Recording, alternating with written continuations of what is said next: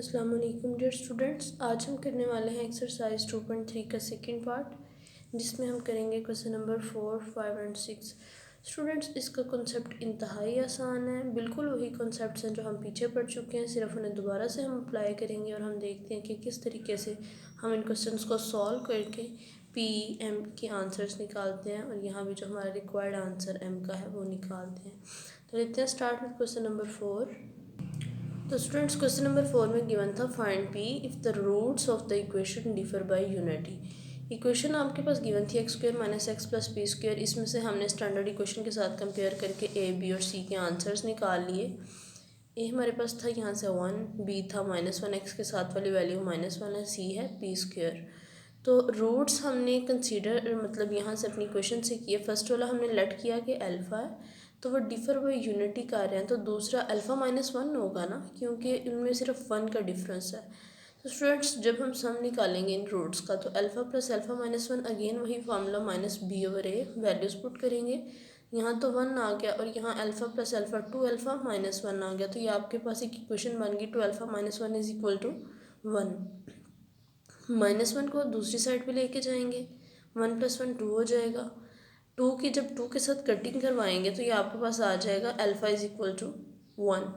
बिल्कुल वैसे ही आपने प्रोडक्ट लेना है यहाँ पे, तो प्रोडक्ट में alpha into alpha -1 is equal to c/a आ जाएगा। c की वैल्यू p स्क्वायर थी, a की 1 थी, वैल्यूज़ लगा दी।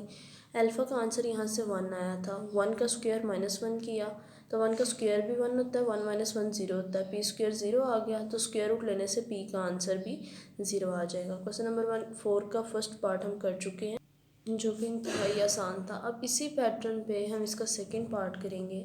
सिर्फ इतना सा डिफरेंस है कि अब इक्वेशन भी चेंज है और roots of the equation differ कर रहे हैं बाय 2। तो स्टूडेंट, सबसे पहले स्टैंडर्ड इक्वेशन के अकॉर्डिंग आपने ए बी सी की वैल्यूज़ निकालनी है। ए है, अल्फ़ा नहीं है।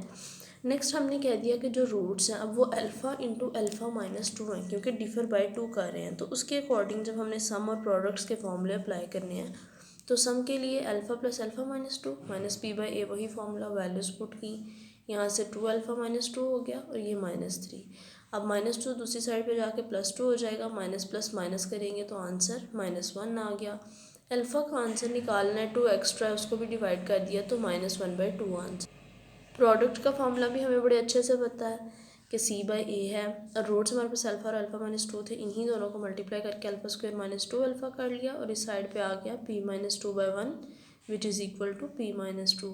स्टूडेंट्स, अगेन हमने अल्फ़ा की वैल्यूज़ पुट की, -1/2 का स्क्वायर -2 इंटू -1/2, तो देखिए 2 की 2 से कटिंग होगी और माइनस माइनस प्लस बन जाता है आपके पास।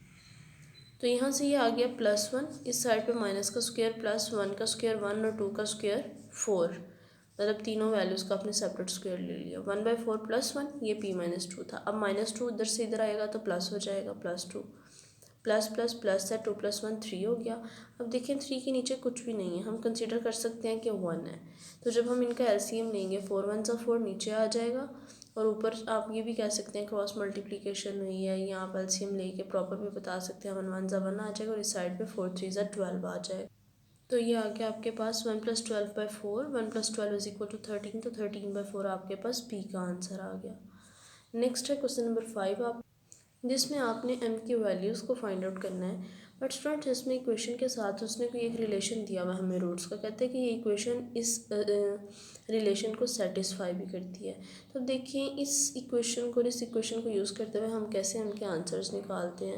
स्टूडेंट्स, अगेन सबसे पहले जो क्वेश्चन में गिवन इक्वेशन थी वो हमने लिखी, देन स्टैंडर्ड इक्वेशन के साथ कंपेयर करके ए बी और सी की वैल्यूज़ लिख ली।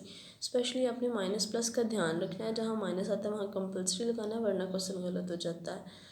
तो स्टूडेंट्स, चूँकि उसने क्वेश्चन में जो रिलेशन दिया हुआ रूट्स का ना, अल्फ़ा और बीटा की फॉर्म में दिया हुआ है, तो अल्फ़ा बीटा हमारे पास रूट्स हैं इस इक्वेशन के, इसको हमने लेट कर लिया और यहाँ से जब हमने सम और प्रोडक्ट्स के फॉर्मूले लगाए तो -p/a c/a वैल्यूज़ जो हमने ली हुई थी वो पुट की। एक इक्वेशन आ गई alpha plus beta is equal to 7, दूसरी आ गई alpha beta is equal to 3m - 5।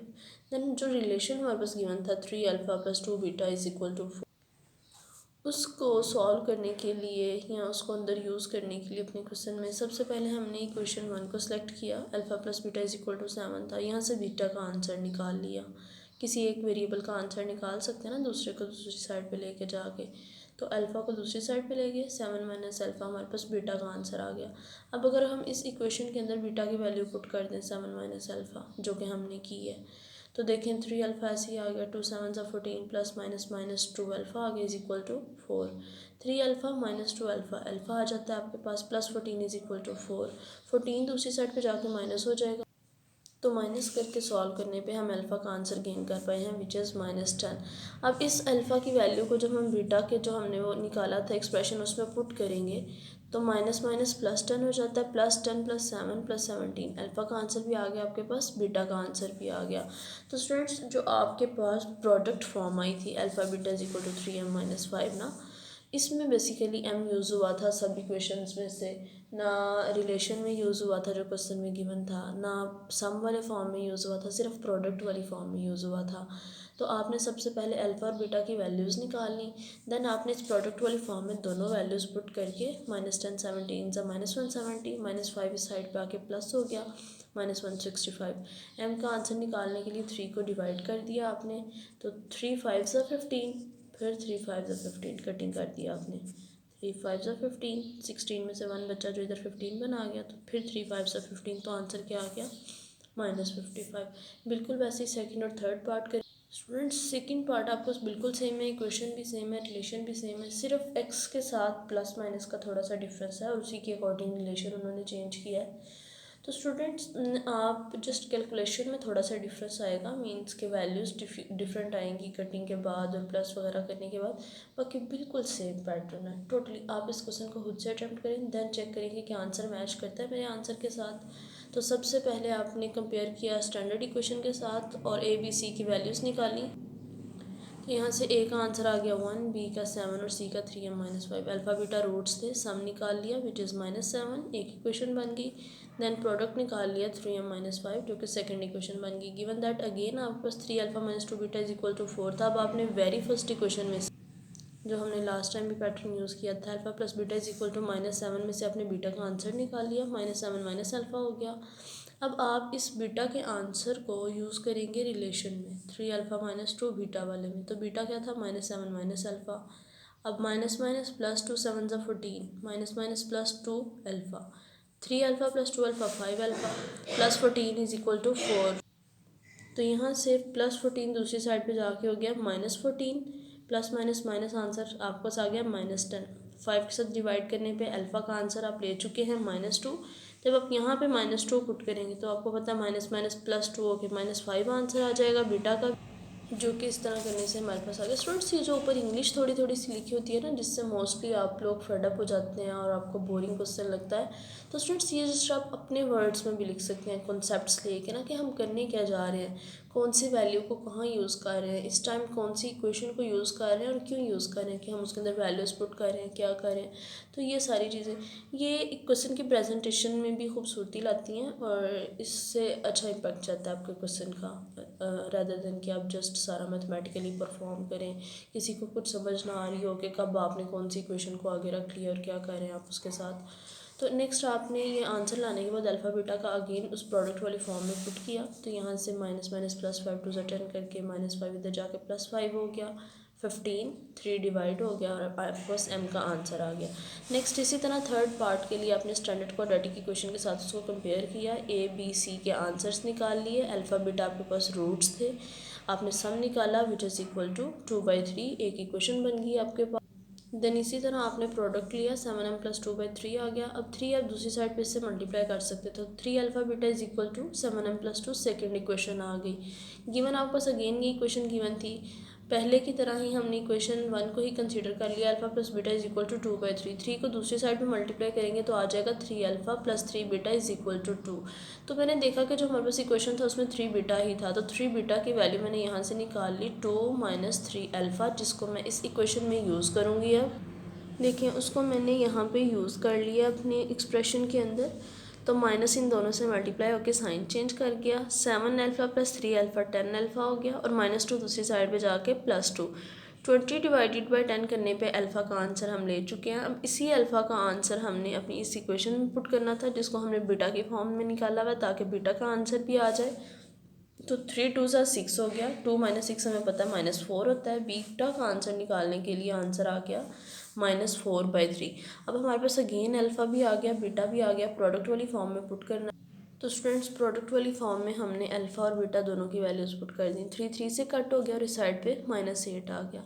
अब प्लस का 2 इस साइड पे आके -2 हो गया, कैलकुलेशन पे -10 आ गया। m का आंसर -10/7 आ गया आपके। स्टूडेंट्स हमें m का आंसर निकालना है क्वेश्चन नंबर 6 में। जब उसने बताया हुआ है कि सम और प्रोडक्ट्स हमारे पास इक्वल हैं किसी नंबर लैम्डा के, मतलब दोनों इक्वल हैं और वो जिसके इक्वल है वो नंबर सेम है। तो सबसे पहले हमने इन इक्वेशंस को ले लिया। इन इक्वेशंस को हम सबसे पहले सॉल्व करते हैं। हमारे पास हमने अल्फ़ा बीटा रूट्स कंसीडर कर लिए, देखें, और ए बी सी कंपेयर करके वैल्यूज़ निकालनी तीनों। सम भी हमने कह दिया कि अकॉर्डिंग टू गिवन कंडीशन ये लैम्डा के इक्वल है, और अल्फ़ा बीटा मतलब प्रोडक्ट भी। सबसे पहले अब हमने अपने फॉर्मूले से सम निकाला ना, अल्फ़ा प्लस बीटा क्या था -b/a, दोनों वैल्यूज़ लगा दी, बिल्कुल वैसी प्रोडक्ट के लिए। तो ये प्रोडक्ट फॉर्म भी हमारे पास आ गई इसी तरह से। अब हम क्या करेंगे स्टूडेंट्स, हम इन दो इक्वेशंस को अगर देखें तो देखिए किसी एक नंबर के इक्वल है ना, मतलब अगर ये 2 के इक्वल है, ये भी 2 के इक्वल है, तो इसका मतलब तो यही हुआ ना कि सम और प्रोडक्ट्स आपस में इक्वल हैं। तो इसी कंडीशन को देखते हुए हम सम और प्रोडक्ट को इक्वल करके इन दोनों वैल्यूज़ को इक्वल करेंगे, जो कि हमने यहाँ पे कर दिया। Sum is equal to product, values लिखनी। अब देखें अगर हम क्रॉस मल्टीप्लिकेशन करें, 2m+3 इधर जाएगा और ये 2m+3 नीचे है वो ऊपर होगा, कटिंग हो जाएगी। तो हम एक सिंपल और जनरल सा कॉन्सेप्ट है, आप इस चीज़ को माइंड में रखें कि आपके पास कोई भी नंबर दोनों साइड पे अगर मल्टीप्लाई हो रहा है तो वो कैंसिल हो सकता है। अगर एक ही नंबर दोनों साइड पे डिवाइड हो रहा है तो वो भी कैंसिल हो सकता है। ये नहीं कि इस साइड पे डिवाइड हो रहा हो, इस साइड पे मल्टीप्लाई हो रहा हो तो आप उसको कट कर दें, ऐसे नहीं, सेम पोजीशन पे होना चाहिए। या दोनों साइड पे डिवाइड हो रहा हो या दोनों साइड पे मल्टीप्लाई हो रहा हो। तो यहाँ से आपको आ गया -7m -5 is equal to 3m -10। अब देखिए माइनस को अंदर आपने मल्टीप्लाई कर लिया, 3m को इस साइड पे ले आए, मतलब m वाली वैल्यूज़ को इधर इकट्ठा कर लिया, कॉन्स्टेंट्स को इधर। तो -10m is equal to -15। Cutting के बाद m का आंसर आ गया 3/2 और हमने m का आंसर ही निकालना था। अब बिल्कुल इसी पैटर्न पे अगेन हमने सेकंड पार्ट के लिए a b c की सब वैल्यूज़ लेट कर ली, मतलब अंदर से कंपेयर करके निकालनी है कि ये थी, बी की ये माइनस के साथ थी, सी की भी माइनस के साथ थी। अल्फ़ा बीटा हमारे पास roots of the given equation है। तो अगेन उसी पैटर्न पे ये भी लैम्डा के इक्वल है, ये भी लैम्डा के इक्वल है, बट हमने अपने फॉर्मूले से जब सम का आंसर निकाला तो वो आ गया, ये माइनस है फॉर्मूले का ये वाला, और ये बी की वैल्यू का माइनस है, तो माइनस माइनस प्लस हो गया, और -3 + 4m/5m/4 ये आपके पास सम आ गया। स्टूडेंट्स यहाँ से बिल्कुल ऐसे ही हमने प्रोडक्ट का आंसर निकाल लिया उसी फॉर्मूले से। अब ये प्रोडक्ट का आंसर है। दोनों इक्वेशंस को कंपेयर करने से, जैसे मैंने आपको पहले पार्ट में बताया कि दोनों हमारे पास इक्वल हो जाएंगे, सम और प्रोडक्ट। ये प्रोडक्ट की वैल्यू है, सम की हमने पीछे कंक्लूड किया जो कि 3m + 5m/4 आई थी। इनको दोनों को हम आपस में इक्वेट कर देंगे। तो यहाँ से अब देखिए 4 के साथ कट गया क्योंकि दोनों साइड पे सेम थिंग थी, नीचे ऊपर 3 + 5m आ गया, माइनस को जब इधर से मल्टीप्लाई किया तो -9m + 17 आ गया। अब -9m को आप इधर लेके जाएंगे तो ये +9m, मतलब m वाली वैल्यूज़ को अगेन इकट्ठा कर लिया, 3 दूसरी साइड पे जाके माइनस हो जाएगा, 14 की 14 से कटिंग होगी, आंसर 1। m का आंसर हम अगेन निकाल चुके हैं। स्टूडेंट्स एक्सरसाइज 2.3 आपकी कंप्लीट हो चुकी है। इंशाल्लाह नेक्स्ट मिलते हैं एक्सरसाइज 2.4 के साथ। तब तक के लिए इसकी अच्छे से प्रैक्टिस कीजिए, ये लॉन्ग क्वेश्चंस के लिए भी इम्पोर्टेंट है। और जिन स्टूडेंट्स ने अभी तक चैनल को सब्सक्राइब नहीं किया हुआ, चैनल को सब्सक्राइब कर दें। वीडियो अगर आपको अच्छी लगी हो, समझ आई हो, तो वीडियो को लाइक भी कर दें, अपने फ्रेंड्स के साथ शेयर भी करें। Thank you so much. अल्लाह हाफिज़।